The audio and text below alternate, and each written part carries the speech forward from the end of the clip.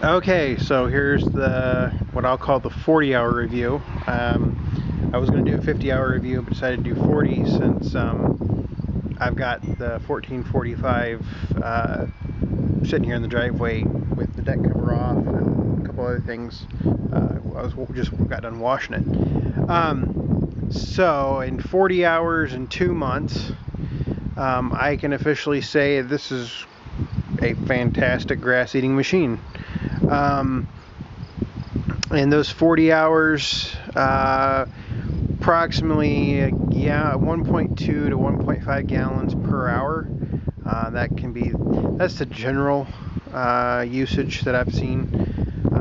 So it's not necessarily the most fuel efficient thing, but for 72 inches, I can mow for my very rough yard. I can mow the yard about 5.5 hours with just the 1445. And there are parts that are very rough that I just have to slow down because my back can't take it. If you gave me some flat ground, there's no doubt I could go much faster and probably. I bet you could probably push 2 acres an hour plus with this mower. The front yard that I mow with it is, I think, it's like 1.6 acres, 1.7 acres, and I can do that in just under an hour, or just at an hour depending on the day. So yeah, I mean it's a grass-eating monster. Four-wheel drive is fantastic for ditches. I'm actually fixing to, in the next probably couple weeks, change out the hydro fluid because I have not done that yet. Hydro fluid's clean and everything, but I haven't done it yet, so I'll go ahead and do that before winter gets here. But I did want to take an opportunity just to show you some of the aspects of this machine that I like and then dislike. So we'll start with kind of the dislikes. One of the things that I don't like is how these front casters, and this is the 72-inch 7-iron commercial deck. There's also a V-Flex deck and a fastback deck that's available for this machine. This is the 72-inch. There's different sizes of the fastback and the 7-iron. I really don't like the way these caster wheels are up here. It just doesn't make me feel like they get enough grease. As you can see, I grease them quite a bit, probably every 5 hours or so. I just don't feel like they get enough grease the way they're designed. I feel like they need some type of retaining system. Just kind of my personal opinion. Other than that, the deck is absolutely fantastic. I mean, you can see the pulleys on there. To show you the size of the pulleys, that's my size 13 boot right there. And so, I mean, just monstrous pulleys.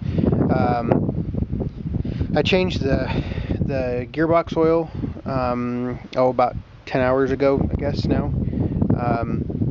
The gearbox oil was very, very, very used. I'll probably change it over the winter just for good measure, even though it won't have but probably 50 hours on it.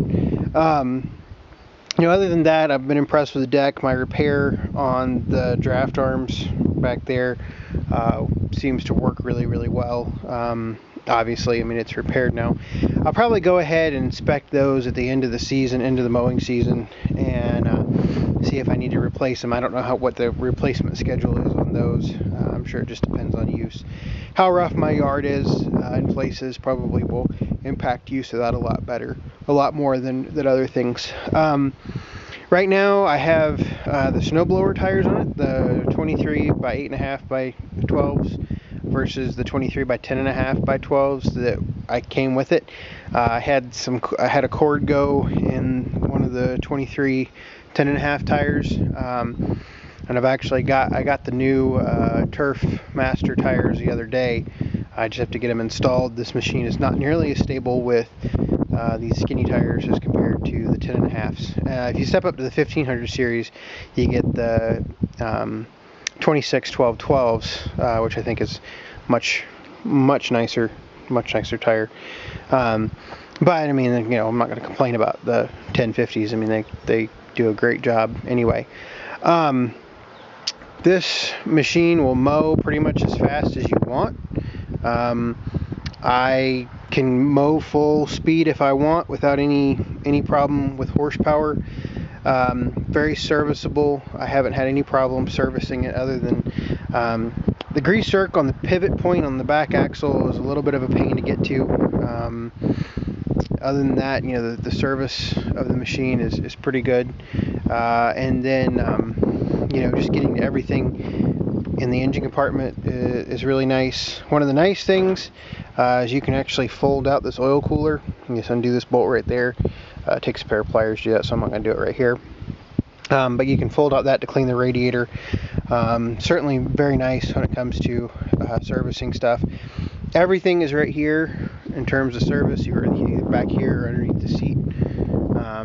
Hopefully this video is not too bad with the wind here.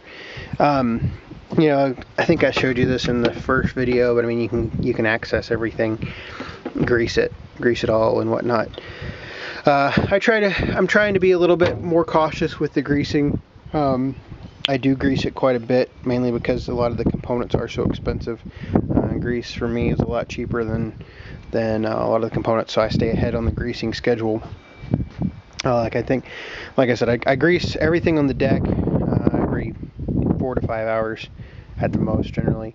And I grease everything in the back in regards to steering and whatnot at least every 10, if not more often than that. Really depends on what I'm doing. I also need, this winter I'm going to change the rear axle fluid, a couple other things. So yeah, absolutely a fantastic unit so far. It's met my needs. But anyway, I figure that's my kind of 40-hour review of the 1445, and I think as a acreage mower it works fantastically. I'll be looking forward to using it in the winter for snow, and I'll probably work on repairing that snowblower here in the next month or so. I've got all the parts for it. I just got to take it apart. Got to get the snowblower mounted up and get it moved over to a different part of the garage, and then I can proceed with that repair. So anyway,